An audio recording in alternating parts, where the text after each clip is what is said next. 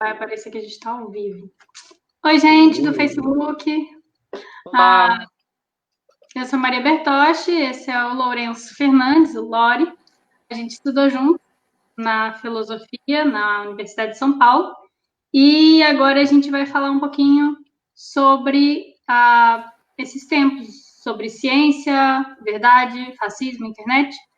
Eu vou ligar também no Instagram, para a galera do Instagram acompanhar a gente. Então, nesse momento, a gente está chamando as pessoas. Vocês que forem chegando podem chamar os coleguinhas também.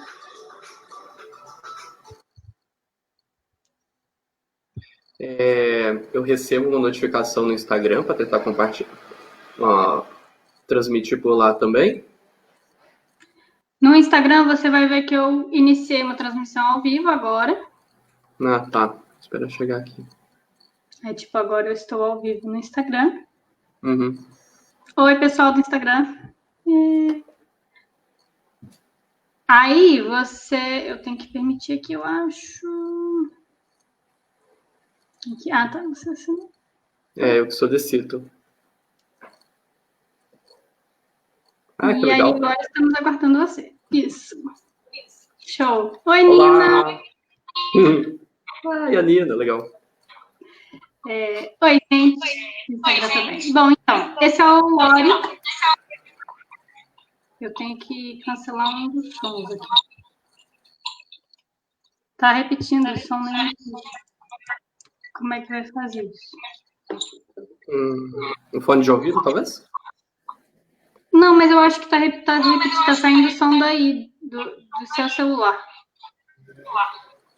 Talvez, se você botar o seu fone no celular... Eu achei que fosse o seu. É muito difícil, né? A gente vai falar de comunicação e o básico da infraestrutura também é sempre tão difícil. Deixa eu ver aqui. Se eu simplesmente silencio o celular, vai rolar. Eu acho também que essas coisas são feitas para darem um pouco errado. Eu também tenho essa impressão. No mínimo, elas estão me perseguindo. Mas eu acho que deu certo, né? Não sei se o meu... Eu acho que agora parou. Ok. De fazer... Então, gente, é um prazer estar com vocês. Agora voltou, né? Entendi o problema. Eu vou ter que sair do Instagram, eu acho, viu? Meu celular tá atrasando. Ele tá dando lag e reproduzindo depois. Então vamos combinar assim, quem tá no Instagram, se puder ir pro Facebook, a gente espera vocês lá. Show? Vai ficar, espero vocês lá. Putz, eu disse que tinha o risco, hein, Maria? Foi mal. Não, tá tranquilo. Vamos então agora no Facebook aqui com as pessoas do Facebook. No mínimo, show. Depois a gente joga pro YouTube. O Facebook fica salvo, pelo menos, né? A gente por isso consegue. Que eu tava tão preocupado com isso, porque eu supunha que alguma coisa pudesse acontecer. Mas, enfim. Enfim, bom, depois desses 3 minutos de adaptação, acho que vai ficando mais rápido o período de adaptação à medida em que a gente vai errando, né? É assim que eu acho que... Exato. É a minha primeiríssima vez, então foi mal. Não, tá tranquilo, acho que a gente estava esperando isso mesmo. Toda vez é assim, eu acho que independente de... Eu fiquei, só para ambientar, uma das primeiras coisas que a gente fez durante a pandemia, que o Estado fez, foi pedir para foi instituir o ensino remoto, né? E aí, nessa discussão, rolou audiência pública sobre isso. E os deputados estaduais que estavam mais defensores da educação remota eram os que mais caíam da audiência. Então, a conexão dos deputados estaduais não parava em pé. Eu falei, se nem eles não dá certo, é isso. Gente que está aqui com muito menos recurso, vai ficar muito mais difícil mesmo. Mas, bom, Lori, queria que você falasse um pouquinho sobre o que você estuda. Como é que foi seu percurso na filosofia e o que você está estudando agora no doutorado. Vou tentar meio que justificar porque que eu estou aqui tentando falar sobre isso, né? O que tem a ver, né? Mas a gente entrou no mesmo ano, né, Maria? E no ano que a gente entrou, a gente já teve um curso sobre linguagem, né? Eu mesmo fui para filosofia um pouco preocupado com coisas de conhecimento, querendo ver sobre ciência, né, e método. Esse é meu tema desde o começo. Nesse primeiro semestre que a gente teve junto, já uma matéria sobre filosofia da linguagem, a gente teve um filósofo, o Condillac, né, que ele tinha alguma coisa muito diferente. Eu não conseguia entender por que ele era diferente, mas que me atraía muito. E só com muito tempo de estudo que eu percebi que o que tinha ali era mais ou menos alguma coisa que já era uma teoria da mídia ou uma filosofia da comunicação, sabe? Como fundamento, assim, de uma teoria do conhecimento. Que eu, né, fui elaborando aí, fui entendendo aos poucos. Então, hoje eu já consigo reconhecer ali que acabei entrando na história da semiótica, na história da informática, umas coisas assim. Então, por isso, né, você vai jogando para a história e você percebe que o problema é sempre esse que a gente já começou falando aqui, que é o problema dessa infraestrutura material que permite a troca das mensagens, né? E tem umas viradas aí na historiografia mais recente que se tenta ver isso. A história das mensagens como a história das formas pelas quais a mensagem pode se propagar, né? E aí é uma história da escrita também. Tem esses grandes problemas, né? A internet, ela mesmo problema, a mídia, né? De possibilidade de produzir mais informação e isso gera uns problemas também, né? Não é uma coisa assim tranquila. Ainda mais quando você tem uma troca muito grande, uma revolução tecnológica muito grande, né? Que é o que a gente está passando, que a gente ainda está tentando se adaptar. Você vê outras do tipo, né? A invenção da escrita, é claro, é a primeira, mas assim, a invenção da imprensa também tem consequências muito grandes e poderia ter sido responsável, ao menos em parte, se não em todo, pela própria revolução científica, né? Pelo desenvolvimento do método, essas coisas. Eu falo muito disso com os alunos quando a gente vai começar a falar de filosofia moderna, né? Ou da modernidade. Como pensar em modernidade sem pensar a prensa, né? Sem pensar como é que parece que ao mesmo tempo que muda o suporte da informação, muda o modo de produzir, muda o que é informação também, né? Totalmente. Então, é isso um pouco, né? Que você percebe que por assim dizer, a estrutura maior de como as informações são trocadas muda o conteúdo, né? O conteúdo se reflete na forma, a forma se reflete no conteúdo. Ela poderia até colocar a perder, assim, uma distinção muito séria entre forma e conteúdo. Ela tende a tentar borrar isso, né? Fazer não funcionar mais. E se você fosse explicar o que você estuda hoje, você estuda o Condillac, você fala disso eventualmente nas suas redes, mas para explicar para alguém que não está ligado em quem é o Condillac, o que você estuda no doutorado? Ele é uma teoria do método científico, uma teoria sobre o que é o conhecimento, como ele deveria se organizar e como ele vem a se organizar. Está numa época de enciclopedismo, né? Eles têm muita consciência da divisão do trabalho, né?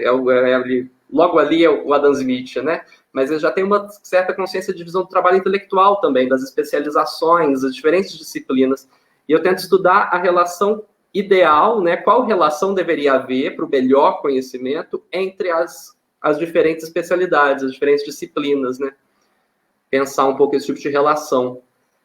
Logo ali, na mesma época, eles estão, por exemplo, tentando se libertar um pouco do jugo de uma certa opressão da teologia ou da geometria, tem esse tipo de coisa, sabe? É um pouco uma relação política entre as disciplinas e o que isso poderia dar a pensar em o que é o conhecimento e como ele se desenvolve, como ele deve ser administrado, né?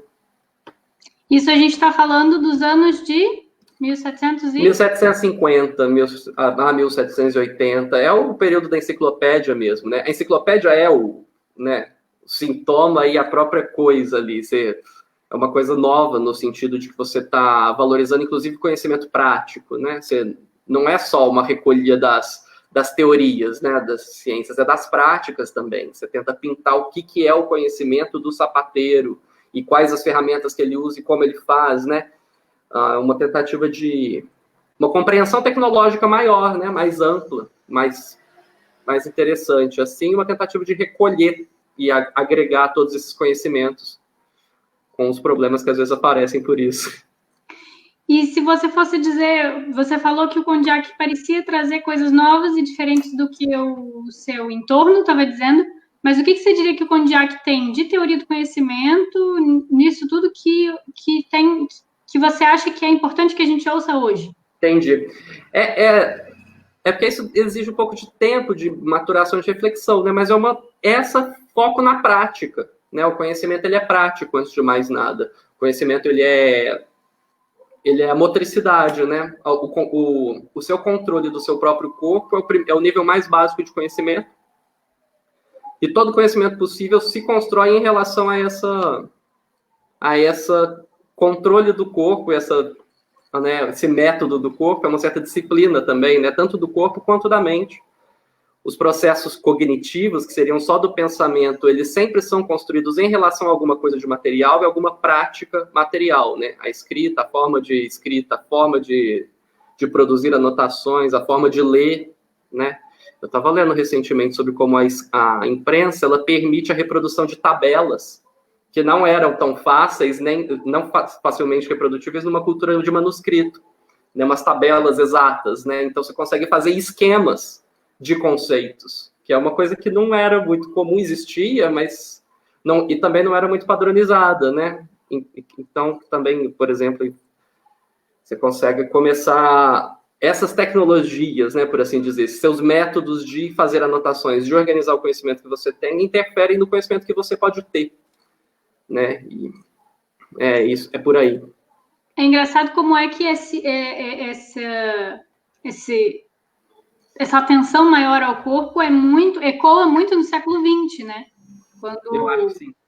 De alguma forma, tem muita filosofia no século XX que está prestando atenção à questão do corpo, que é muito que os empiristas chamam a atenção para isso, né?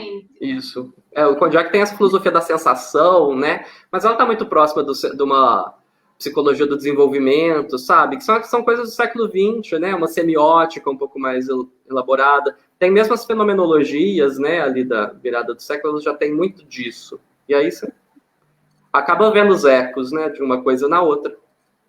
E como você acha, eu tenho uma sensação, você está falando da mudança na produção do conhecimento, e eu penso muito, quando você fala isso, eu lembro muito, todo mundo que tem a nossa idade já se deparou, ou mais novos, né, que nós, já se deparou com a tentativa de ensinar alguém mais velho a mexer na internet. E é muito engraçado, eu acho muito engraçado, que as pessoas mais velhas que estão habituadas a ler livro e jornal, ou que não estão habituadas a ler, né, habituadas, assim, as pessoas começam a ler, assim, no cantinho de cima da página. Aí elas vão lá, e é muito engraçado que você pega uma criança, apresenta para ela uma página da internet, e ela vai olhar a imagem, a letra maior. É muito engraçado como a atenção vai mudando. Por instinto, né? Super. Não, isso tem tudo a ver mesmo, porque é uma dinâmica, assim, entre o material e o cognitivo, né? O Simondon, por exemplo, é filósofo da técnica, que eu acho que tem tudo a ver com o Condillac lá no século XVIII. Ele divide, por exemplo, o aprendizado da criança e o aprendizado do adulto. Porque o aprendizado da criança ele é mais prático, direto, né? E o aprendizado do adulto ele é mediado pelas codificações, pelas coisas que ele já aprendeu, né? Você pensa, por exemplo, a diferença de aprender a primeira língua, a falar tipo, a sua primeira língua, e aprender a falar uma segunda língua. No caso da segunda língua, você já tem uma gramática montada que você pode meio que de cima para baixo, né, do inteligível para o prático. Você começa só com uma influência do material no pensamento. Mas aí o pensamento meio que adquire uma certa autonomia e consegue redobrar e mudar o material de novo, né? No sentido de você consegue, hoje em dia, ler instruções para fazer alguma coisa, agora que você já aprendeu a ler, agora que você já sabe o que aquelas palavras significam, porque você sabe fazer, né? Aí você pode seguir uma receita, alguma coisa, e a partir disso afetar a realidade, né? Eu queria dar um oi para o Rafael, que deu um oi para a gente, ajudou aí, para o Ronaldo, que está falando da importância da filosofia, e para o Vini, que estava falando sobre o Big Data. A gente pretende chegar lá em algum momento. Em algum momento. Aí, vamos ver se a gente consegue fazer os links aqui e falar né, de dar uma pincelada, né, nessas questões mais espinhosas e mais... E que ninguém sabe, né, como responder, que tá todo mundo perdido também com elas, que elas são muito novas, não tem, né? Lore, a sua relação com a internet é uma relação que, assim, sempre... A internet participou da sua formação de adolescência também, de alguma forma. Verdade. Uhum. Conta pra gente um pouco o que você acha que tem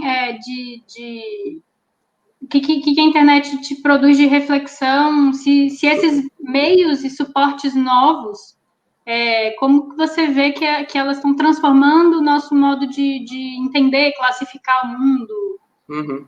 Eu sei que é complicado, mas... Não, eu estava pensando nisso também, antes da gente puxar essa conversa disso, né? Eu estava lembrando uma coisa assim. Eu participava muito de debate em fórum, né? No começo da adolescência. Eu lembro de ter achado muitos livros em PDF já para baixar, assim, sabe? Na época, como passava o dia inteiro no computador, eu estava um pouco acostumado com isso. Então, eu lia muito na internet, discutia muito. Eu encontrei nesses... Os fóruns, eles já eram um pouco esgoto, assim, sabe? Como eles são hoje. Mas eu lembro de ter encontrado adolescente. Eu não ouvi falar do revisionismo histórico que nega o Holocausto. Eu descobri que isso existia pela primeira vez vendo no fórum de internet de Orkut. As pessoas dizendo que os judeus nunca tinham sido mortos, que isso era uma mentira, né? Que era tudo uma conspiração. Eu, aqui no interior do Brasil, nunca tinha conhecido alguém que conhecesse um judeu. Então, também não tinha muito o que pensar a respeito e fiquei confuso a respeito disso na época. Eu lembro até... Fiquei assim, né? E, eventualmente, me pareceu infinitamente mais provável que tenha ocorrido um holocausto mesmo. E que isso é uma coisa de gente imbecil, né? Enfim. Achei engraçado, queria só apontar que você falou de ser alguém do interior. Eu também sou alguém do interior, assim, né? Tanto de Teresópolis, que a gente está perto do Rio, e o pessoal de Teresópolis não se sente muito do interior. Eles ainda acham que são zona metropolitana. Pelo menos de uma parte de Teresópolis, ali, da várzea, da parte mais da classe média. Agora, Teresópolis é uma cidade do interior. É importante a gente ter isso em mente. Agora, eu passei a adolescência em Três Lagoas, que é uma cidade do interior, porque é do interior de Mato Grosso do Sul, é do interior do Centro-Oeste. Assim, é uma realidade em que a terceira maior cidade do estado tem 100 mil habitantes. Uhum. Então, é muito menor. E a minha vida adolescente foi muito na internet, assim, né? De ter primeiro namorado na internet. Porque é isso, porque eu passava um tempo na internet. Relacionamentos. Já tinha alguma disponibilidade da internet, já não era mais, já não era mais só discado, então, mas a gente começava a se relacionar também através da internet, né? Uhum. E você está falando dos fóruns de Orkut, é muito engraçado como que o fórum é muito engraçado como hoje, se a gente fala em internet, as pessoas pensam em Facebook. Ou Facebook, Instagram, ou Facebook, Instagram, e muito WhatsApp. Uhum. Vai lá, Google. Mas as pessoas não pensam na internet como, a princípio, ela aparecia nesses fóruns. O que aconteceu com os fóruns de internet, Lore? É verdade. Eu não sei exatamente o que quer dizer, só em linhas muito gerais, né? Mas aconteceu essa monopolização, né, das grandes empresas. Elas foram, com o tempo, elas foram galvanizando tudo. O Google, aos poucos, foi tomando conta, né, dos sistemas de busca, evoluindo o sistema de busca, era uma coisa que nem tinha na internet, né, uma coisa assim boa de você não sei o que estou procurando, não sei onde encontrar. Você meio que tinha que saber o que você estava procurando, tinha que saber o que você tinha que encontrar, né? Já tinha que ter o URL lá, o endereço bonitinho. E não sei, eu tenho a impressão de que eles monopolizaram tudo mesmo. Que o problema é que não é exatamente tecnológico, mas ele rebate muito no político mesmo, né? Nos direitos das empresas. E é uma coisa muito estranha, né? Porque toda essa rede de comunicação é fundamental politicamente, né? Num sentido assim, se você não tem um controle ditatorial da sua sociedade, você tem um mínimo você precisa pelo menos de um mínimo de influência sobre ela, né? E você tem teorias de Estado a respeito da importância da propaganda para a constituição do Estado, né? E como até modelo de estabilização, sabe? Outra coisa que aparece no Condillac, por exemplo, que aparece nessas filosofias, né, que as pessoas elas se copiam umas às outras. Isso produz uma cultura, né? Mas quando você tem uma mídia dessa potência, mesmo quando já é rádio, né, televisão, você produz uma cultura de massa nessas imitações. Isso é um jeito mais ou menos eficiente de restringir os comportamentos das pessoas a um determinado campo de possível, né? Através daquilo que se apresenta nas mídias. Isso é outra coisa que a internet trouxe, né? Essa internet 2.0. Todo mundo pode pôr coisa na internet. A gente está aqui fazendo um vídeo, colocando na internet, a coisa fica muito mais descoordenada, né? Tem uma antropóloga que está em alta, que eu gosto muito, a Letícia Cesarino, ela é da Federal de Santa Catarina. E ela fala muito nas redes sociais, estuda essas coisas. Ela fala em entropia, né? Aumento de entropia, no sentido de que você já não tem mais condições de saber o que é, quais mensagens são fidedignas, né? Porque é tanto ruído, uma coisa mais ou menos como se eu tivesse 5 caixas de som na minha frente e eu quero escutar a música só de uma, mas todas as outras atrapalham, né? Elas não só não ajudam, elas poderiam ser mensagens por elas mesmas, mas elas produzem uma dissonância que confunde, que descoordena, que tira uma certa harmonia produzida artificialmente quando a mídia é mais controlada, né, ou ela é mais uniforme. Eu acho que essa fala tem um monte de coisa para a gente explorar. Eu acho que uma das questões centrais da nossa questão da internet é o quanto que ela, ao mesmo tempo... É engraçado, né, que ela é bastante fake nesse sentido, ela é bastante ilusória. Ela promete uma terra de liberdades, mas ela foi completamente tomada por grandes empresas, por grande parte do capital, né? Assim, sim, eu acho que ela já foi mais libertária, né? Ela poderia, a princípio, ser uma... Por princípio, ela poderia ser o que ela quisesse, né? Se ela tinha qualquer arquitetura possível, qualquer política possível. Mas realmente... Tempo, na época em que a internet era mais livre, tinha muito menos gente com acesso, né? Então, isso é outra coisa, né? É muito complicado pensar isso. É parte dessa revolução, por exemplo, na revolução dos livros, né, da imprensa. Você vê que você aumenta o público leitor, e o aumento do público leitor por si mesmo, né, é um aumento da entropia e das brigas, né? Isso chega a dar em guerras religiosas, né? A gente está num outro nível, não sei. Então, isso que eu ia te perguntar exatamente. Você acha que a sensação, né, pensando nesse período do enciclopedismo, você acha que a sensação das pessoas era essa também? De que, tipo, tem muita informação e a gente não sabe em que pode confiar? Se você for pensar no século XVIII. Essa sensação, ela era mais no momento da crise mesmo. Isso era muito forte no século XVI, né? Mas com o tempo, justamente, você começa a inventar jeitos de controlar isso um pouco melhor, né? Ter isso mais sob controle. Que aí você começa com instituições monárquicas de ciências, né? Que é um poder mesmo institucionalizando e distribuindo, né? Você começa a conformar essa República das Ciências, aumentar as pessoas, né? Os próprios conhecimentos que correm dos textos, né? Se tornam mais e mais verdadeiros, muito aos poucos. Né? E aí, quando é o enciclopedismo, eles já estão meio que surfando na onda. Eu acho que eles já meio que, em alguma medida, eles já entenderam o que eles precisavam fazer. Eles entenderam que é muito difícil, que exige um trabalho absurdo de milhares de pessoas, no limite de todo mundo que lê, né? Que troca mídia.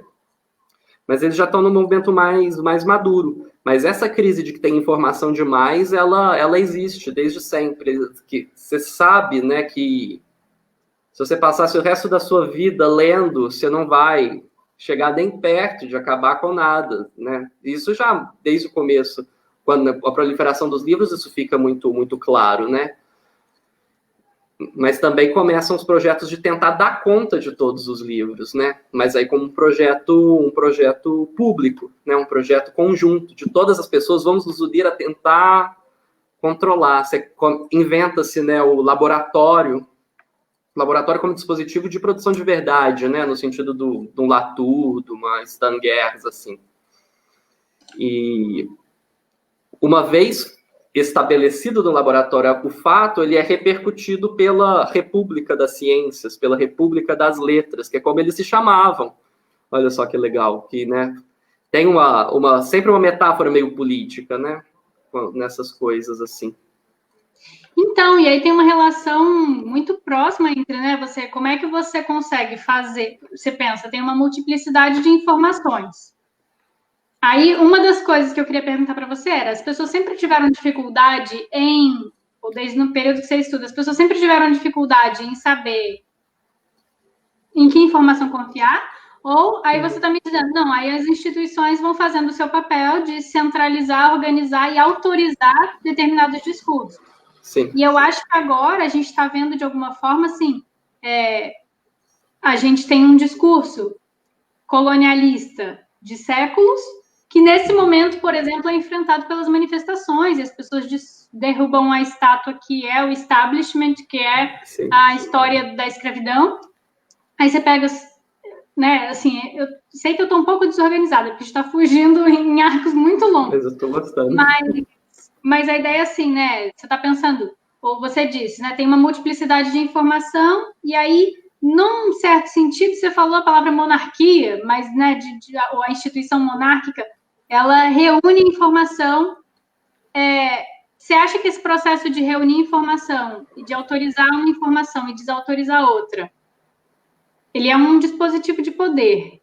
Dá para ele ser usado para o bem? Eu não sei, eu acho que ele já foi usado mais para o bem, às vezes mais para o mal, ele está sempre sob o risco, né? Você está sempre na tensão, nunca tem segurança. Mas sobre as pessoas não saberem quem confiar, etc., sempre, né, essas coisas de superstição, todo o movimento que acaba sendo, né, ao longo dos séculos de advento da ciência, também uma certa briga contra a superstição, né, no sentido de um conhecimento que não pode ser verificado. Justamente, você começa a querer ter que verificar tudo. Eventualmente, você percebe que não dá para verificar tudo, né? E tem coisas que pareceriam muito óbvias, que são falsas, e coisas que pareceriam completamente absurdas e que, entretanto, são verdadeiras, né?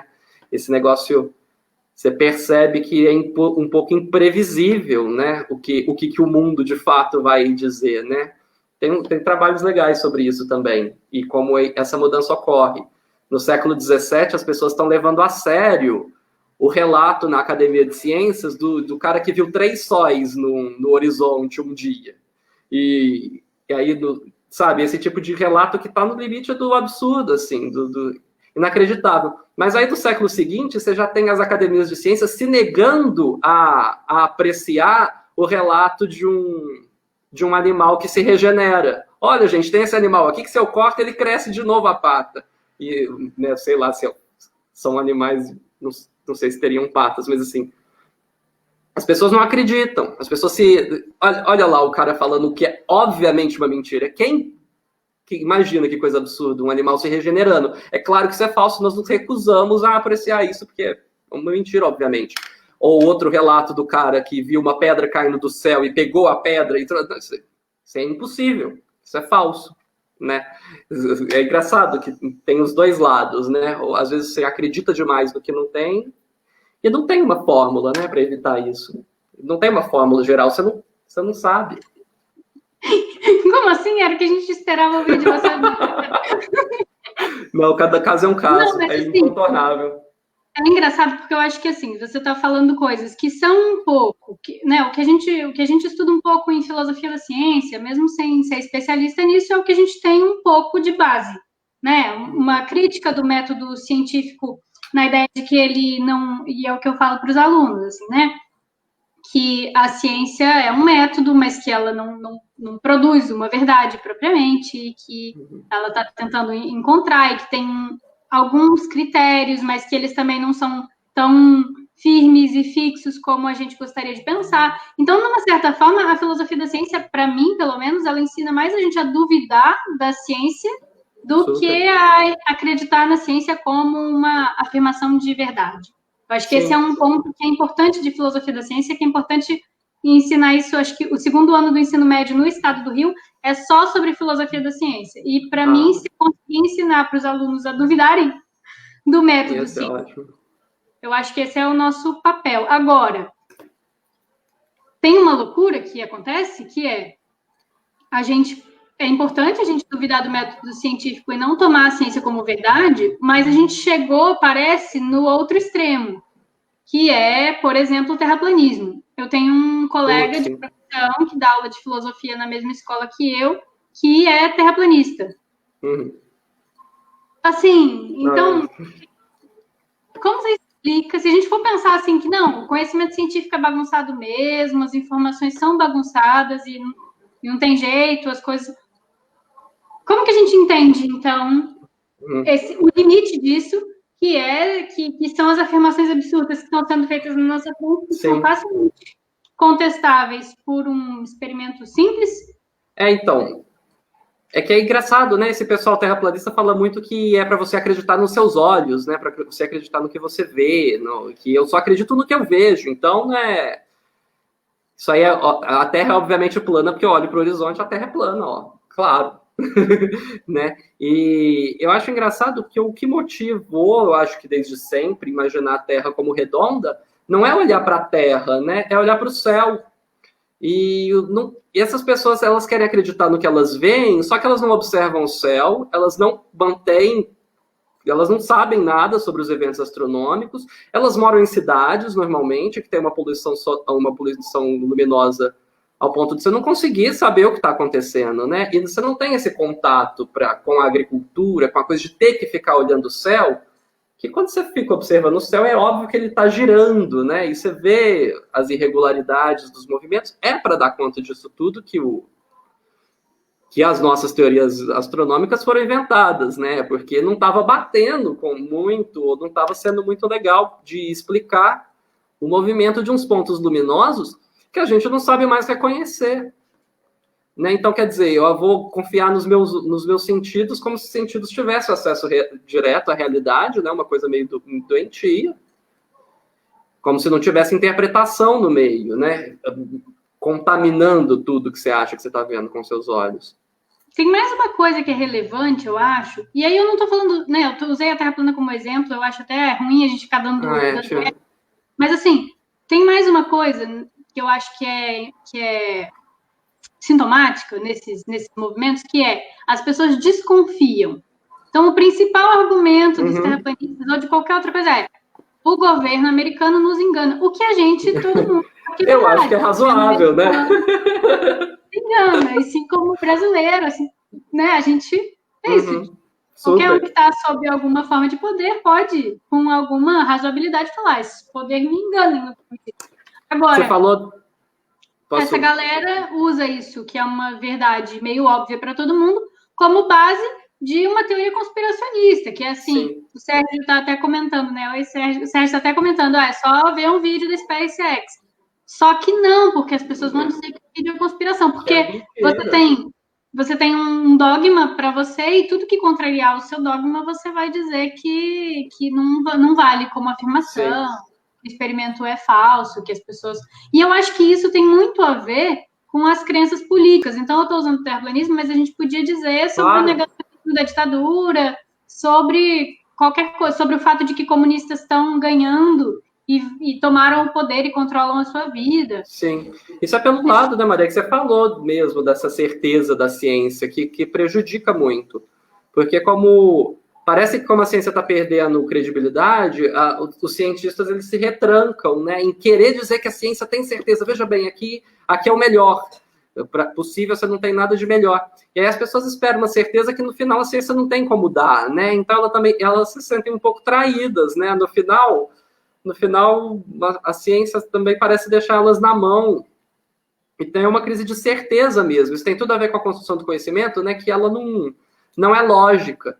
Quando eu dizia que tinha essa coisa de ela ser prática, a parte prática, no sentido assim dos conhecimentos tradicionais, é uma recuperação do que a retórica tem de constitutivo para o conhecimento, né? Não como enganação, mas como constitutivo. E o exemplo principal é essa ética, né? O sentido retórico de ética é o de que é como você avalia a pessoa que está falando. Né? O discurso, ele tem uma ética no sentido de que a pessoa que está falando tem um caráter, e tem uma intenção, e tem objetivos para falar o que ela está falando. E aí, o saber avaliar eticamente o discurso é também saber avaliar quem é essa pessoa, por que eu deveria estar acreditando nela, né? Por que eu deveria estar levando a sério o que ela está dizendo. E quando a gente tem uma concepção de conhecimento muito lógica, né, muito logicista, a gente não leva isso em consideração e fica insistindo na correção da ciência, da precisão do método, de como o método é excelente. E a crise não parte muito daí, né? Ela parte desse lado ético, pragmático de, cara, por que eu deveria estar acreditando no que você falou, né? Por que eu deveria estar acreditando na OMS? Por que eu deveria estar acreditando no que quer que seja? Então... Acho que o que você falou tem uma sacada que eu acho que é um pouco o que a gente está buscando aqui na live, que é essa ideia de que as teorias da conspiração todas são uma crise institucional, né? Você acredita em qualquer teoria da conspiração porque você já desconfia de qualquer instituição. E é um sentimento legítimo, a gente sente isso, né? Quer dizer, eu tenho a impressão que no Brasil, se você não é um malandro, você se sente um otário, né? Uma coisa meio assim. Você sempre se sente passando para trás, coisas históricas, né? Escravidões, tudo assim. É muito complicado. Então, o mundo está muito estranho e é um pouco óbvio que tem alguma coisa errada. E é muito fácil atribuir isso a coisa errada, né? É muito mais fácil atribuir isso a alguma coisa que não é o que está causando o problema do que atribuir a alguma coisa que seja o que está causando o problema, né? E tentar entender o que é isso, que ninguém entendeu ainda. Né? E essa ideia de que tem uma conspiração ajuda, porque é como se tivesse um inimigo claro, que é só combater esse inimigo claro que você resolve, né? Mas tem conspirações que são mais ou menos razoáveis também, no sentido de que, quer dizer, as pessoas têm intenções, e as pessoas ocupam lugares de poder, de um poder inacreditável, na forma como o poder está organizado na nossa sociedade hoje, globalizada, de mega empresas, de mega tudo, né? Tem gente que ocupa posições de poder realmente que eles dão conta de mover mares, né? Mover montanhas, etc. E essas pessoas têm intenções. Como isso se organiza, eu não sei, mas você não pode dizer que é completamente absurdo, dizer que tem algum grau, né? Você dizer que tem controle total é delirante, mas você dizer que tem algum projeto em marcha, no sentido porque as pessoas, elas têm intenções, né? Acho que a própria noção de ideologia, né, que surge mais ou menos junto dessa época e um pouquinho depois dessa época que você está falando, a ideia de que existe uma intenção não dita, né, de que todo o corpo de conhecimento que você está oferecendo, na verdade, surge de uma motivação material, numa das concepções de ideologia, né? Surge de uma motivação material que às vezes está oculta até de você mesmo, mas que essa parte eu acho mais legal, que ela estaria oculta, tudo bem, mas que uma coisa, que ela estaria oculta de você mesmo, né? A própria pessoa que está veiculando a ideologia talvez não esteja ciente, explicitamente consciente do que ela está fazendo. Isso... Então, de alguma forma, a gente, se a gente for pensar, a gente da esquerda, de vários espectros da esquerda, a gente aprendeu a desconfiar do poder em geral, né? De quem está com poder em geral, assim. Eu acho que talvez não só a gente da esquerda, mas de uma certa forma, acho que talvez toda a plebe também, né? De uma certa forma, dá para ver que a informação ela é útil para a manutenção e o exercício do poder. E aí tem isso que você está falando, quem ocupa o poder tem alguma intenção. Num certo sentido, isso me sugere que as teorias da conspiração não são só uma crise institucional, das instituições, mas são uma crise da política. E quando você me fala que tem a ver a ética e a retórica, e aí pensa, tem uma retórica do conhecimento que ela é constitutiva também, né, do que seja o conhecimento e de cada conhecimento. Então, como é que a gente fica em relação a isso tudo, né? Assim, as pessoas nas conspirações porque tem alguém que elas confiam que disse isso para elas. Então, está faltando aí um outro lado, que é a retórica, ela tentaria mostrar aquilo que procede do ethos, aquilo que procede do logos, mas tem o pathos também, que são os sentimentos, né? Os sentimentos, o ethos fala do polo de quem está falando, do emissor, e o pathos é o polo de quem está ouvindo, é o polo da audiência, e dos sentimentos que o discurso consegue despertar na audiência, né? Isso que também, nesse sentido, em que você prefere acreditar? Né? E se você não tiver muito claro as suas próprias motivações, eu não sei lá, fazer alguma certa crítica de quem é você mesmo, né? Sem isso também não tem. Corre o risco de precisar de psicanálise para a gente dar conta para todos os indivíduos, sabe? Para a gente conseguir dar conta dessas paixões que saem do controle, porque a gente não está consciente delas, porque a gente deixa elas irem embora, né? É toda a sedução da publicidade, né? É toda a sedução da propaganda que cria essas coisas e faz com que as pessoas prefiram certos discursos em relação a outros, né? Eu queria a sua opinião, assim, tô te botando aqui numa pergunta complexa, mas você pode fugir se você quiser dizer que não lhe compete. Mas eu acho que, assim, né, a gente vê no Platão uma condenação da retórica que parece, de certa forma, às vezes, uma condenação da política, né? Tipo, não, mas você tem um regime de verdade que vai ser descoberto pelo diálogo por quem se dispuser a descobrir, tiver coragem de descobrir e tal. Agora, a retórica é vista com péssimos olhos pelo Platão e, de alguma forma, muitas dessas pessoas que estão querendo confiar na ciência como uma verdade totalmente pronta, estabelecida.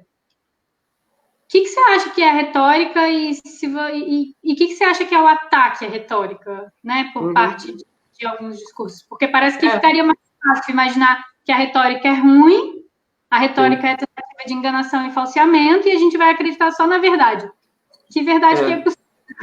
Não, exatamente, porque se você percebe que não tem verdade possível, que vira uma briga aberta de posições, né?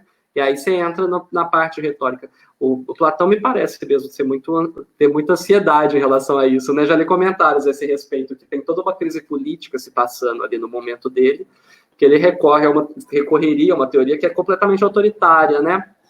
E com isso você leva os sofistas para fora e tem uma certa ideologia da ciência como conhecimento certo, né? De certeza, de necessidade. A tradição de Aristóteles na Idade Média também vira uma tradição da certeza. Por isso que eu sinto também que essa tradição ela é um pouco anti-filosofia, né? Ela é a filosofia no sentido estrito, que a filosofia, historicamente, seja esse Platão, o geômetra, seja o Aristóteles, a doutrina da ciência dele no órgão, é sempre muito a teoria da certeza.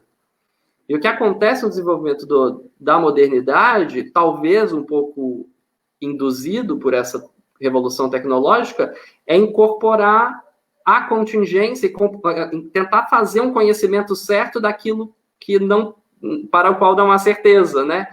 Surge probabilidade, né, na matemática, surgem todos esses controles que são a tentativa de controlar um conhecimento contingente, porque as coisas são contingentes, e aí tentar dar conta disso é muito mais difícil, né? Hoje em dia não tem nenhuma ciência que não se baseie em estatística, né, em probabilidade, ou em códigos que são eles mesmos teorizados, pelo menos por uma teoria da informação, como algo de provável, né? Provável no sentido matemático agora. O provável no sentido antigo é essa confiança em quem está falando, né? Uma opinião provável, uma opinião de alguém em quem eu confio. E aí ela eventualmente vai sendo matematizada. Nossa, dizem que discutir com filósofo é igual porco na lama, né?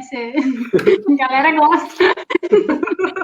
Mas, não, porque eu te colocaria aqui questões sobre o que você pensa, porque o Aristóteles é o cara da prática, né? Então, é engraçado, o Aristóteles é confuso, porque não só porque ele é difícil, se você ficasse discutindo só ele já daria muito problema, mas ao longo da história as interpretações que você tem de Aristóteles e os usos que se faz de Aristóteles são muito diferentes, né? Então, também não conseguiria. Tem uma interpretação muito curiosa, eu não tive tempo de fazer ainda, mas que eu fiquei pensando sobre ela, que estava pensando que avalia que a Idade Média tinha alguma coisa de pluralidade que a modernidade tira. E aí eu fiquei pensando um pouco, quando a gente olha para as críticas do eurocentrismo e as críticas da modernidade, tem uma busca, acho que talvez nisso que você está falando, né, de controlar a contingência, de conhecer e determinar o que são todas as possibilidades,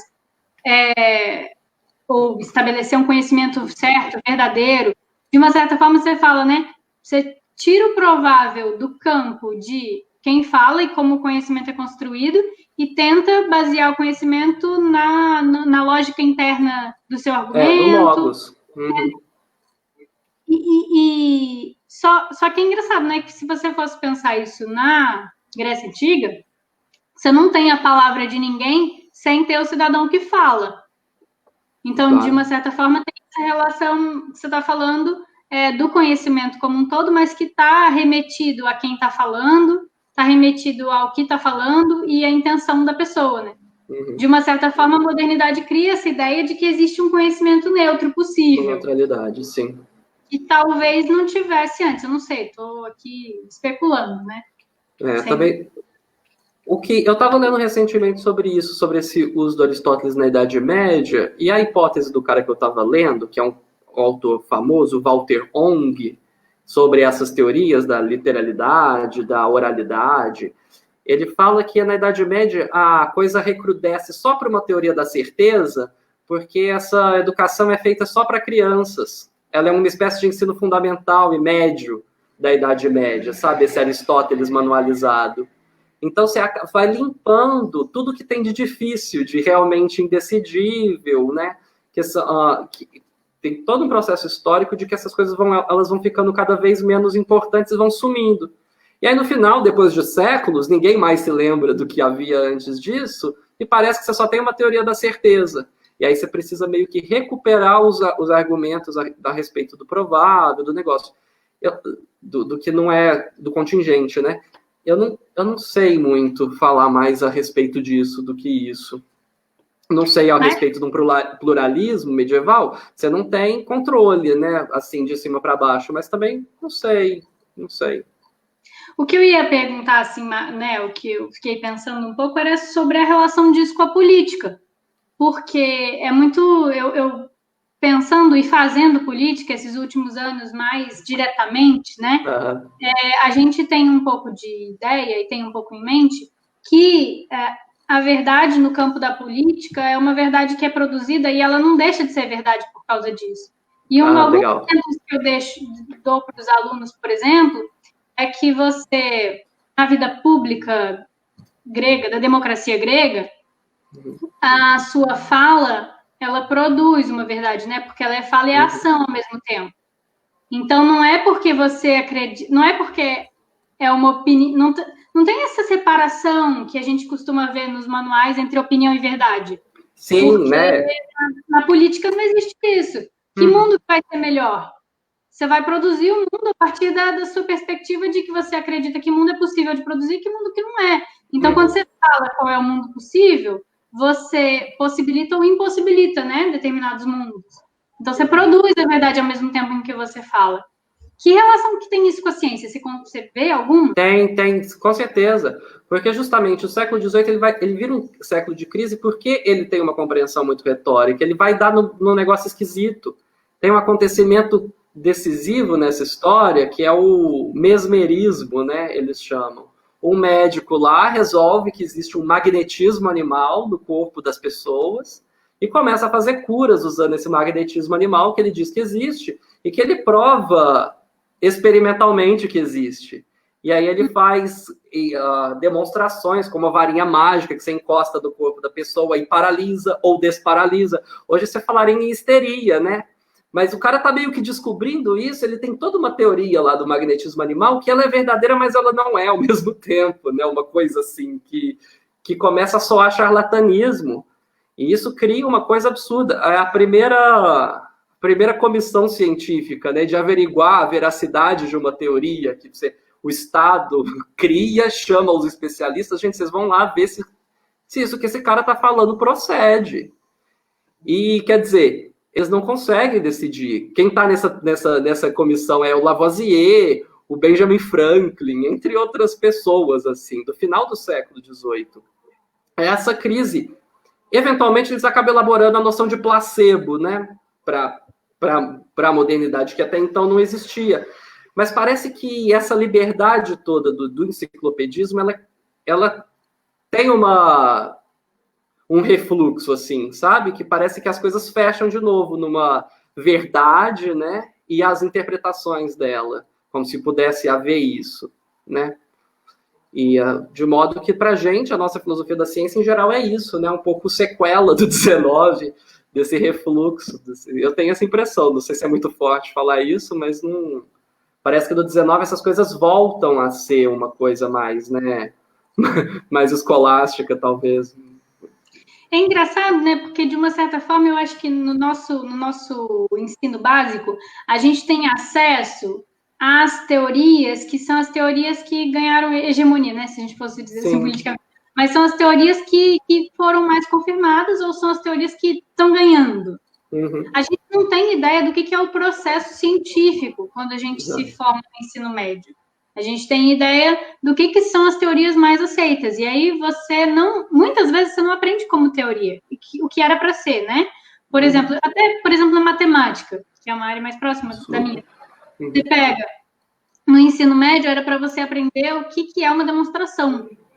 Mas ninguém no ensino médio conhece o que é uma demonstração matemática. Ninguém sabe. As pessoas aprenderam as fórmulas e aprenderam a aplicar as fórmulas. E aí, assim, né? E aí, na ciência, a galera aprende e aprende mal, né? Porque a gente tem pouco tempo de escola para aprender o que são as teorias científicas mais aceitas. E aí a questão é, as pessoas começaram a duvidar das teorias científicas mais aceitas, de todas elas. As pessoas duvidam de vacina, de terra, do formato da Terra. As pessoas duvidam. E aí, a gente que é da filosofia, a gente aprendeu a lidar com a dúvida de uma maneira mais bem-humorada, talvez mais bem-vinda. E aí eu acho que a gente está se vendo um pouco num problema, porque é legal duvidar das coisas, mas talvez não assim. Como que você... que você vê disso, assim, né? Da onde vem essa dúvida e para onde a gente pode encaminhar? Como você diria que a gente poderia encaminhar para pensar como é que a gente resgata o diálogo, né? Porque tem uma dimensão da dúvida que nega a possibilidade de diálogo, você desconfia de tudo. E aí, em que as pessoas acreditam? E como é que a gente volta a estabelecer esse diálogo? Eu acho que se tivesse a esperança de salvar as instituições, sei lá, de ensino, universitárias, etc., que nada indica que poderão a longo prazo ser salvas, dependendo do que seja toda essa mudança geral, no nível mais amplo, eu acho que precisaria até de um certo golpe de marketing, de publicidade, você mostrar o que é um pesquisador, o que ele faz e como que ele chegou a pensar o que ele pensa, né? Humanizar um pouco, né, o cientista. Eu acho que tem uma relação muito ruim acho que é o que a gente está falando aqui, né? Uma relação muito ruim da população com o conhecimento, né? Ou ele é autoritário, ou ele é sempre, ou ele é algo de que você deveria desconfiar bastante. Eu obviamente não tenho solução, mas teria que ver um pouco mais a prática, né? E um pouco mais tentar conquistar a simpatia, né, de um povo mais amplo. O mínimo, sabe? Eu não acho que que os artistas, sei lá, que fazem uma arte que eu não compro, sei lá, que fazem esculturas de gesso. Eu não acho que os gessistas eles precisam desaparecer porque eles são inúteis para mim, sabe? Não existe esse tipo de ódio derivado a certas coisas. Você meio que entende que aquilo é um conhecimento prático, que aquilo tem seu lugar e seu valor. Mas a forma como se ataca a universidade como supérflua, né, como inútil, é como se ela fosse só mentirosa, né, ou só ideológica. Tem delírio sobre doutrinação, né, que qualquer pessoa que entrou na universidade sabe que ela não funciona desse jeito, né? Os professores de ensino médio e ensino fundamental sabem que você não conseguiria. Mesmo se você estivesse dando Marx, o que não é o caso, as pessoas não leriam Marx, né? Então, essa doutrinação ela não existe. Tem muitos mitos que as pessoas quiseram acreditar, né? E a universidade, os estudos em geral, elas, de alguma forma, elas ganharam uma caricatura, eu tenho, né, uma imagem geral na sociedade que é muito negativa. Você pensa muito, sempre no negativo, né? Então, seria nesse sentido de marketing, de melhorar a imagem, relações públicas, assim, da universidade, é possível, né? O Sérgio perguntou assim, né, se tem alguma coisa a ver com a disposição das pessoas de acreditarem em alguma coisa. Com certeza. Por que a gente acredita no que a gente acredita? Você teria uma explicação? Eu acho que isso tem a ver com associações com as pessoas que você viveu, né? Não sei, você confia na sua mãe faz certa coisa, você sabe que essa profissão é uma profissão que vale, né? Sei lá, essas pequenas coisas, né? Seria por um associacionismo, talvez, assim. Uma dimensão pública da verdade, então, no certo sentido, aquela verdade que você está habituado, aquilo que você está habituado é o que você confia. Sim, é que você experimenta no dia a dia, né? Você sabe quem te alimenta, quem não quer nada com você, esse tipo de coisa. Eu acho que você vai tentando tirar daí conclusões em quem você deveria confiar, dependendo a pessoa parece desconfiável, né? E talvez não fosse o caso. Então, também não quero dizer... Trazendo a pergunta do Cossenza, oi Cossenza, que falou um pouco do algoritmo nas redes sociais. Isso seria uma diluição de sociabilidade ou de verdade, né? Que ele está falando. Com certeza. Como é que a gente pensa sociabilidade nas redes sociais se elas estão dominadas pelos algoritmos? Mediadas pelo algoritmo. O algoritmo determina toda a forma da interação, né? O que aparece, o que não aparece. Ele tenta ler a sua mente, né? O Facebook otimiza tempo, por exemplo, né? Tempo da internet. Isso... Talvez as pessoas nem soubessem disso antes, né? Isso foi obtido experimentalmente. Mas se você tenta, por algoritmos, maximizar o tempo de uma pessoa na rede, por algum motivo, as publicações que você tem que mostrar mais são as que dão raiva. O sentimento que mais te engaja, que engaja você por mais tempo na rede fielmente, é o ódio. Então, se você deixa correr, o algoritmo tende a criar, né? Porque o algoritmo privilegia o tempo gasto na rede, e as pessoas gastam mais tempo na rede quando elas estão putas discutindo umas com as outras. Isso cria, a longo prazo, né, rachas, polarizações, né, um pouco artificiais, completamente artificiais, na verdade, né, porque elas são produzidas pelo algoritmo, e quando a sociabilidade é determinada, você vê que você tem um controle ainda de cima para baixo, o controle da forma da rede, nos protocolos, né, na estrutura da rede, nas conexões, ela determina muito mais do que a gente gostaria a forma como as interações podem se dar, né, na rede. Isso já era no mercado editorial do século XVI, sabe? Já era assim. Mas ele nunca foi colocado em protocolos tão estritos, né, com a internet, com a cibernética, vai. E também tem um fator que a gente hoje utiliza muito mais a internet como espaço de sociabilidade do que se utilizavam antes os livros, né?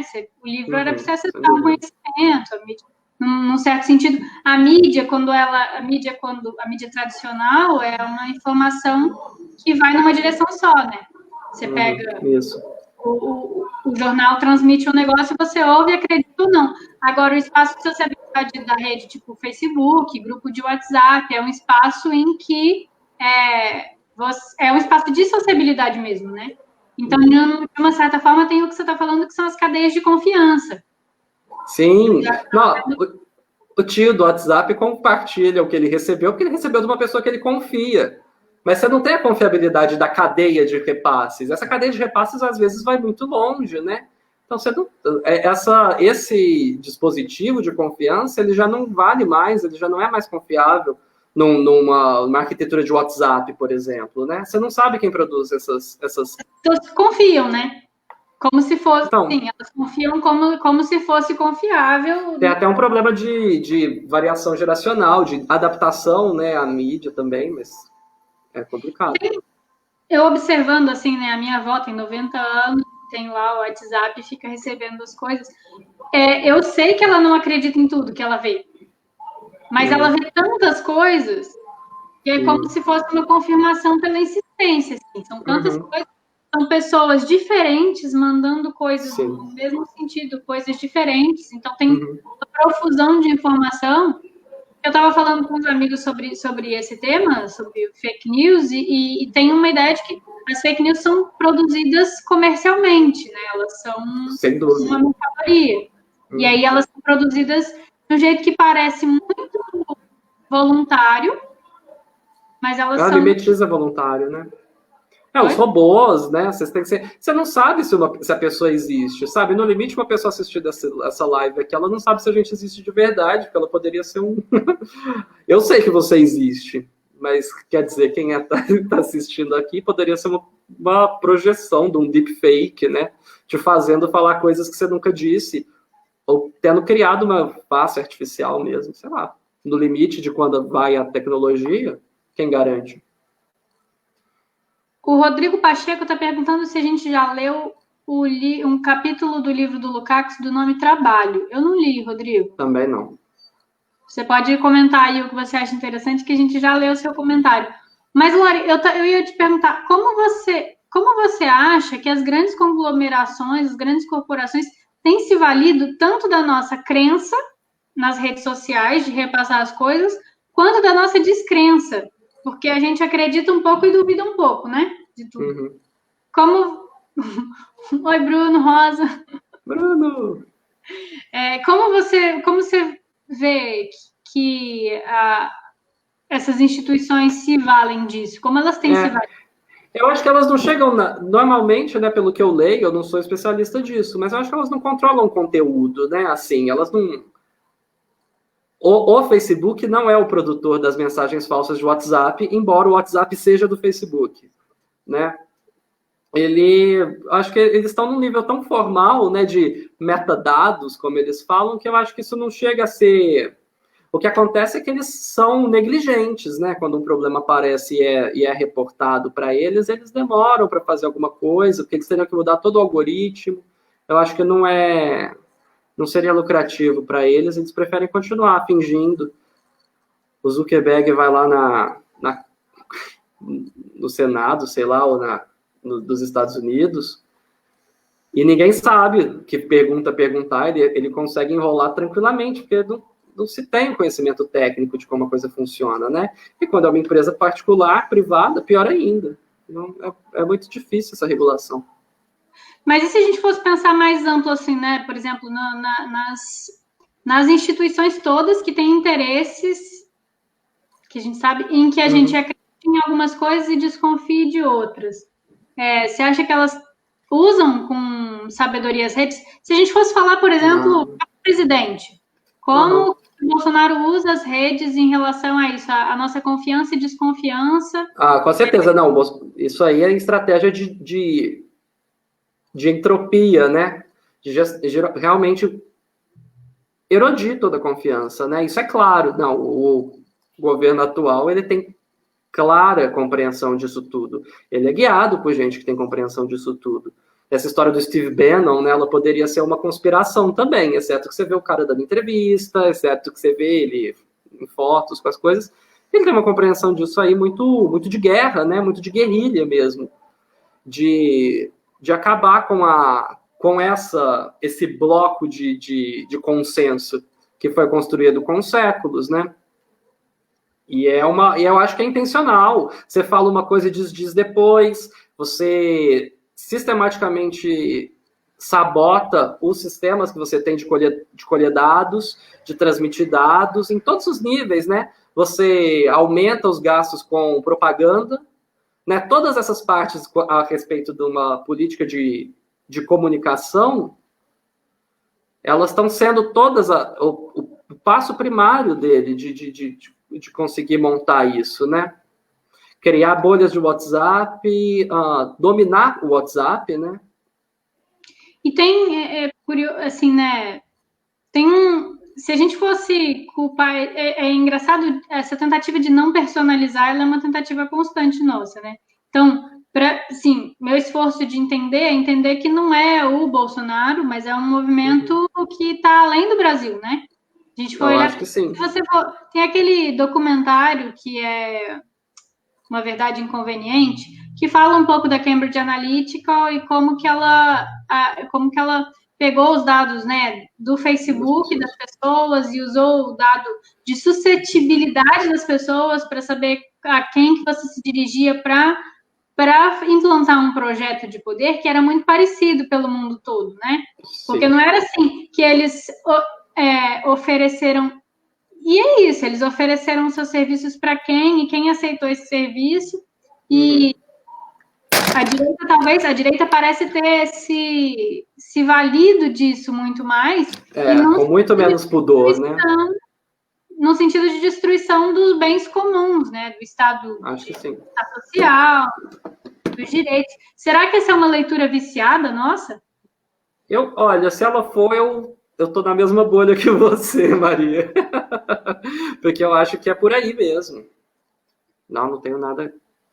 Porque eu estava vendo e lendo coisas assim, né? Em alguma medida tem fake news na esquerda, em alguma medida tem bot na esquerda. Aí isso aí seria uma produção. É porque a indústria das fake news da esquerda é menor? Será isso? Eu acho que sim, eu acho que deve ter gente que na esquerda vê isso e fala, não, temos que fazer a mesma coisa também, eles estão fazendo isso, vamos lutar fogo com fogo.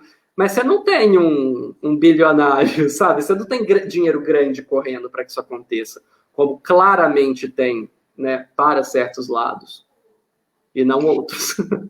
E né, assim, é assustador pensar que a desconfiança que se quer produzir não é a desconfiança em um partido político, em uma posição política, não é a desconfiança em uma determinada instituição, não é a desconfiança no governo americano, é a desconfiança na própria política como esse meio capaz de criar consenso, né?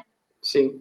Porque eu acho que a gente tem visto... Me incomoda muito que as pessoas falem em polarização, como se alguém à esquerda fizesse alguma coisa à altura do que o Bolsonaro faz enquanto presidente. Sim. Mas eu acho que tem uma desautorização da política que é produzida por esses dispositivos que é muito danosa e que a gente está meio que sem saber como reagir. Talvez nem tenha, porque o domínio é tão grande. eu tenho uma visão um pouco negativa disso. Eu acho que é muito fácil criar esse... Porque se você responde, por exemplo, com fake news, você escala o conflito, né? Uma pessoa do lado, mesmo que ela esteja do lado que mais investe dinheiro para contaminar o debate, ela vê o outro lado com uma fake news e ela vai denunciar. Veja, eles que estão fazendo a fake news, não somos nós. E aí a coisa fica nessa roda que quem perde é a confiança geral, né? Não tem ninguém que ganhe nisso. Nem respondendo, você não tem muito o que fazer. Sim, não adianta nem fazer fake news, porque você destitui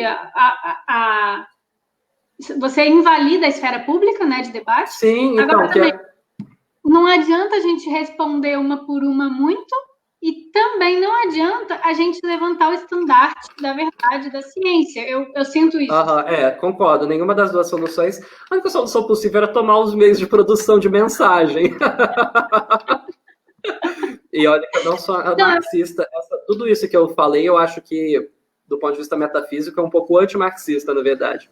Mas... Porque você tem uma autonomia do inteligível, né? Não é um materialismo. Isso não parte só do materialismo, essa dialética. Ela também parte das palavras e da organização das informações. Ela tem uma autonomia que ela não é só essa superestrutura. Eu não compreendo o Marx muito bem, mas me dá a impressão de que isso não se acorda muito, né, com o quadro conceitual dele.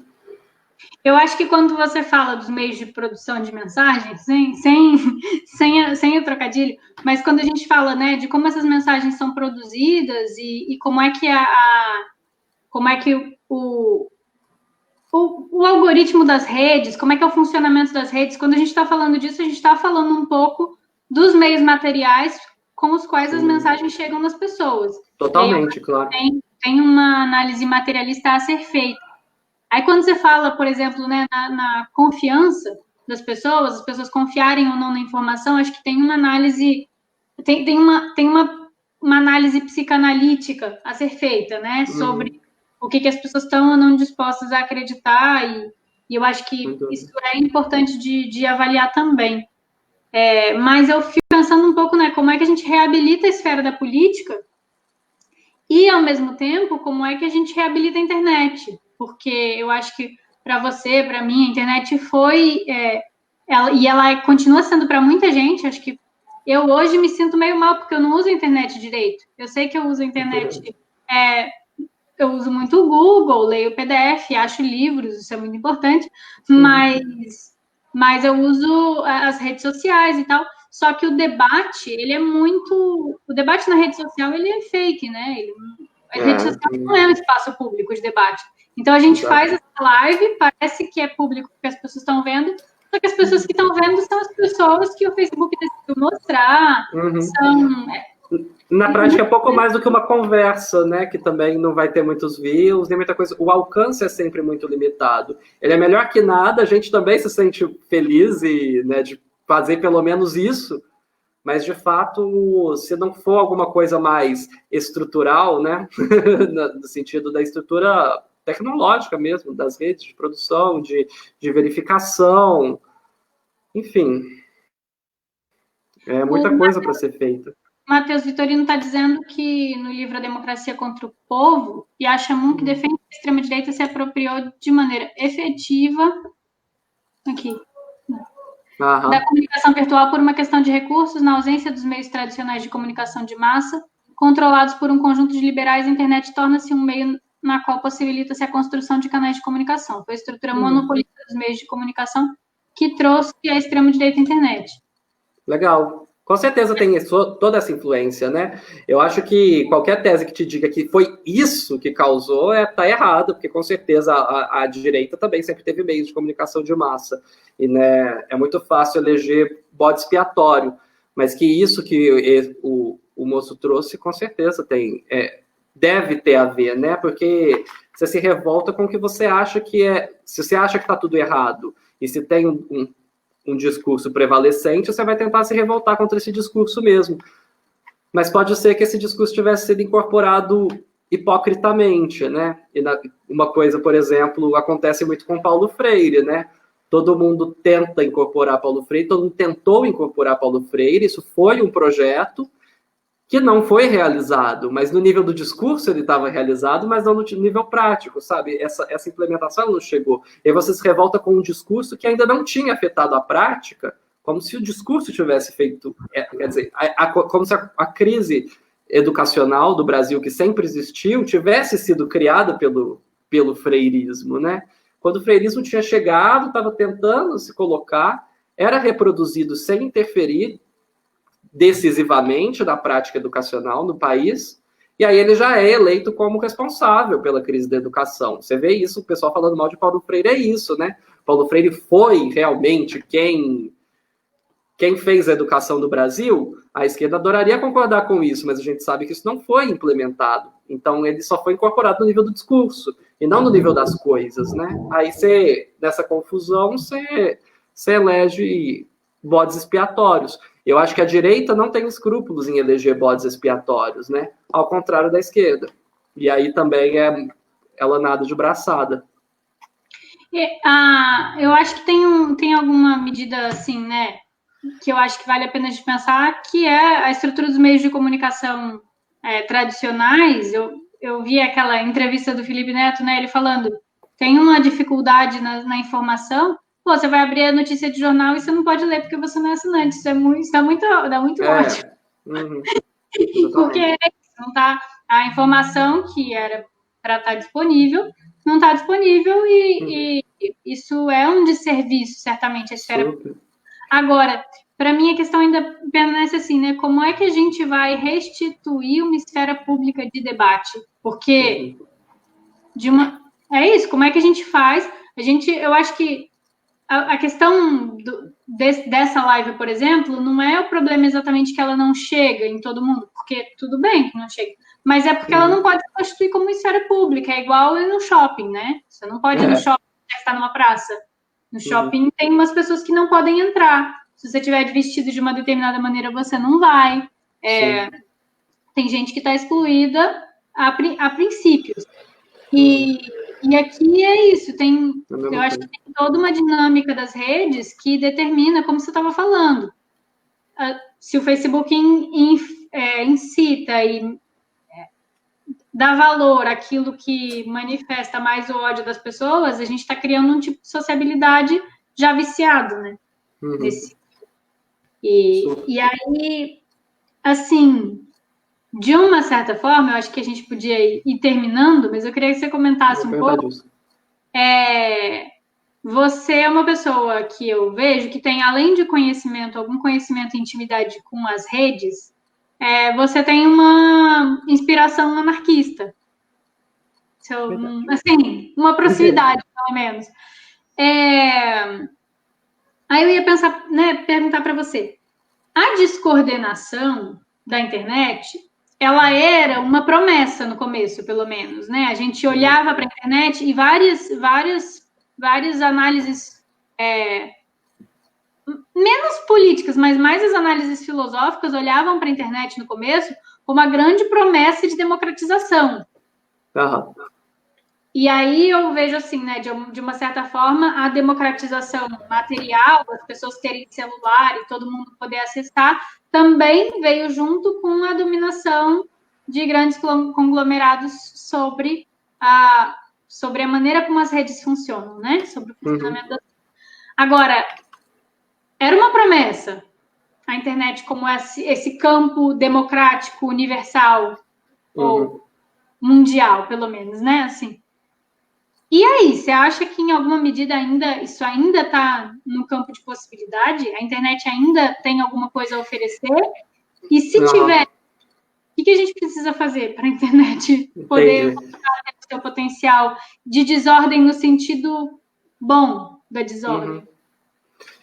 Antes de eu responder a pergunta, eu queria decidir um limite para o nosso tempo da live, até um critério retórico também, para as pessoas não ficarem cansadas e irem saindo. Mas mais uns até 25 ou 20, talvez, o que você acha? Eu acho que se você responder essa pergunta, a gente pode terminar. Beleza. Responde com É que eu vou responder muito, senão eu vou responder... Não, mas assim, todo esse cenário é um problema para o anarquismo, né, em geral, assim. Se ele for um anarquista muito individualista, você não tem possibilidade, porque tá na cara, né, que a rede determina as mensagens. Então, se você quiser pensar só nas mensagens, na autonomia das mensagens, você não pode pensar isso sem pensar a arquitetura geral da rede, né? Uma certa... no nível político mesmo, dessa organização superior. Mas aí você vira um arquiteto um arquiteto de sistemas, tentando fazer um sistema que não seja opressor. Eu acho que aí o anarquismo viraria mais isso, né?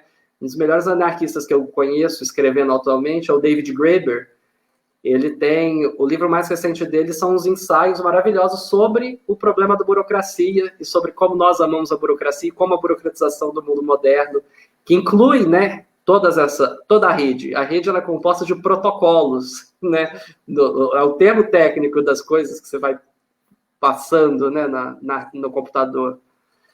Ela é uma hiperburocratização, a rede, né? Todos os jeitos de fazer a informação sair da minha câmera e chegar em quem quer que seja.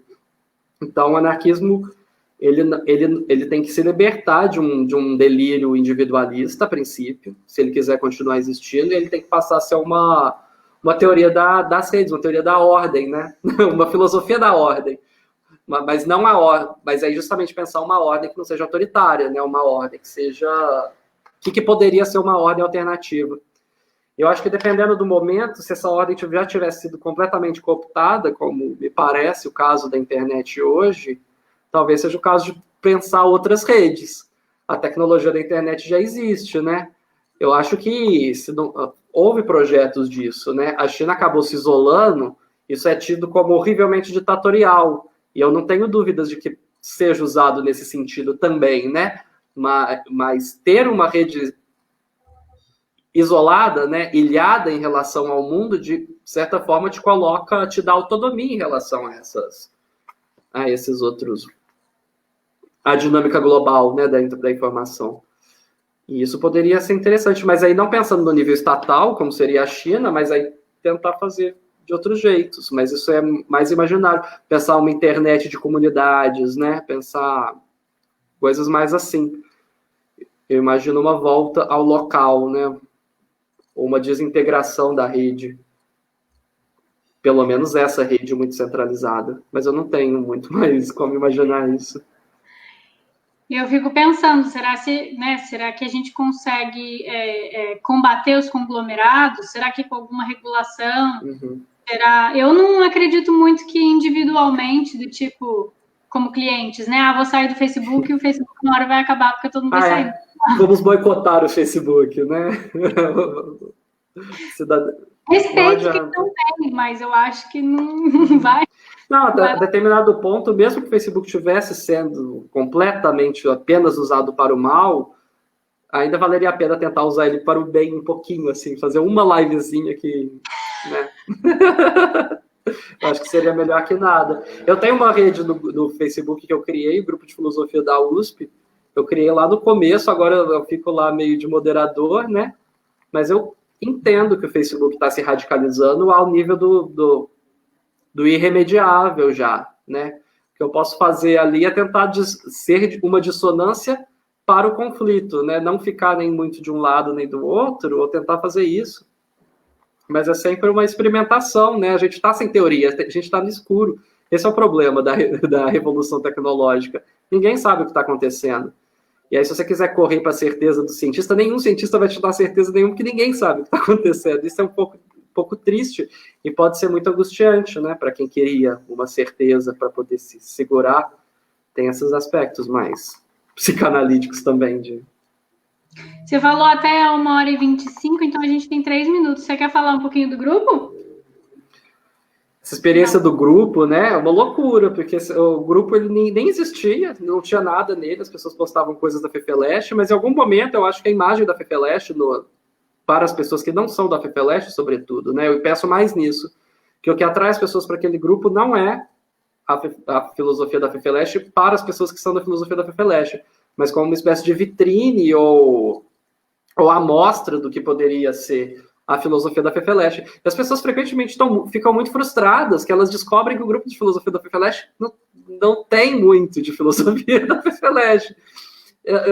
Bem, que pena, a culpa não é minha, eu ainda tentando fazer um grupo democrático, né, que todo mundo entre, mas inevitavelmente, ainda mais no momento de crise da educação, de uma certa cruzada contra as instituições universitárias, aparece muita gente perdida, que não sabe o que é educação, que não está nem aí, nunca participou da universidade, e não chega para ouvir, chega para refutar a filosofia da USP, né? Eu acho que é uma expressão que alguém usou no fórum alguma vez, eu acho excelente. Você quer refutar a filosofia da USP, no sentido tosco de refutar, né? Como se refutar fosse aniquilar para sempre. Você nunca mais vai ter o direito de dizer nada, né? É claro que esse nível de ódio é variável entre as pessoas que entram, mas ele está sempre lá, em maior ou menor nível, né? Das pessoas que são hostis. E é engraçado um pouco como é que, de uma certa forma, o departamento de filosofia da USP, institucionalmente, se coloca tão distante que a gente, como estudante, aluno, fazer essa aproximação, a gente fica meio quase desautorizado a fazer essa aproximação também, porque institucionalmente eu acho que o departamento de filosofia da USP se protege muito do público. Sim. Né? É uma retranca esquisita, né? Que a essa altura a gente já está sitiado, né? A gente nem se quisesse sair da Torre de Marfim conseguiria mais. Que É engraçado que eu acho que o nosso departamento se protege até do resto dos departamentos. Eles criam as próprias regras e fazem o seu... Não, a gente vai funcionar diferente porque a gente é diferente. E aí eles saem da esfera pública de debate até de dentro da própria universidade. Tipo, É verdade. Muito errado. Mas eu acho que o departamento de filosofia, assim como a internet, todos esses espaços, eles têm o grande potencial de fazer as pessoas se encontrarem, né? De produzirem encontros. Então, assim, você, o Bruno, a galera da filosofia que tá junto, assim, são pessoas que são achados incríveis para mim e algumas outras coisas que a gente acha nas redes, né? Assim, o pessoal que eu fiz contato por você através do Twitter, a galera, você vai produzindo esses contatos assim. Tentar fazer uma rede uma resposta meio local, meio de guerrilha quase, né? Tentar fazer bons contatos, boas amizades e tentar contribuir para as pessoas, né? Mais do que competir com elas, uma coisa mais construtiva, pelo menos entre a gente, na medida do possível.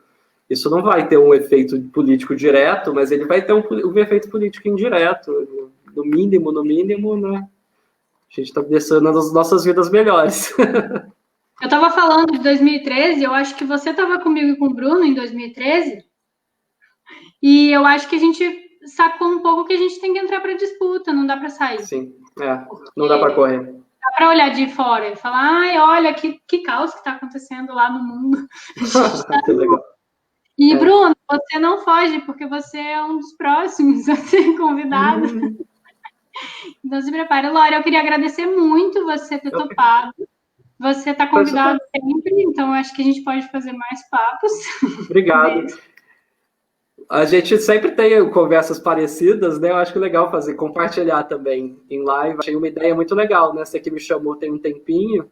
Fiquei muito feliz com o convite e foi a primeira vez que eu participei de uma live também, desse movimento de tentar difundir, né, um pouco mais as pequenas coisas que a gente faz. Eu fiquei muito feliz de poder participar também.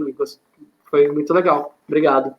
Eu estou agora sem dar aula, né, por causa dessa educação remota, e eu não dou aula por vídeo, porque a maioria dos meus alunos não pode assistir vídeo, e aí tem uns que podem, outros que não podem, então eu não fiz isso, mas eu vejo um pouco essas lives e as coisas de filosofia que eu falo nas redes, eu tenho tentado falar um pouquinho, como um jeito dos alunos que têm acesso terem acesso também. Então, eu gostaria muito se os colegas da filosofia se dispusessem, a gente podia até fazer um negócio em 3 pessoas ou 4, se você topar.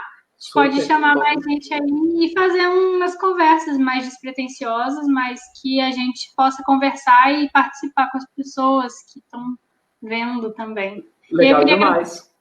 A todo mundo que está vendo, a todo mundo que ouviu, vocês todos que estão falando são importantes, a gente ouve aqui. Eu acho que essa conversa foi muito animada, né? E aí a gente não necessariamente respondeu a todo mundo, mas a gente eu estou pensando sobre o que vocês falaram e a gente continua as conversas nas próximas lives. Lori, muito obrigada de novo. Obrigada por assistindo. Um beijo para todos. Beijos.